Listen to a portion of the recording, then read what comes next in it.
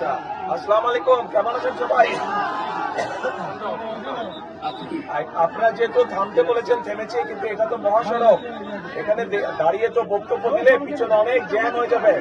তবে এতটুকু শুধু বলবো, আপনারা যে কষ্ট করে এখানে এসেছেন, সকলে একত্রিত হয়েছেন, আগামী 12 তারিখ যে ভোটের দিনও কিন্তু এইভাবে গিয়ে কষ্ট করে গিয়ে ধানের শেষে ভোট দিতে হবে। আমার বাবা আমাদের এখানে প্রার্থী হচ্ছে মইনুল হোসেন সাদিক, ডাক্তার সাদিক, চিনেন তো? ইনশাল্লাহ ডাক্তার সাদিককে ধানের শীষে ইনশাল্লাহ সকলে জয়যুক্ত করবেন ইনশাল্লাহ। ঠিক আছে, আজকে আর কথা বলবো না, ইনশাল্লাহ ভবিষ্যতে আবার আসবো আমি, তখন সময় নিয়ে আপনাদের সাথে কথা বলবো। আসসালামু আলাইকুম।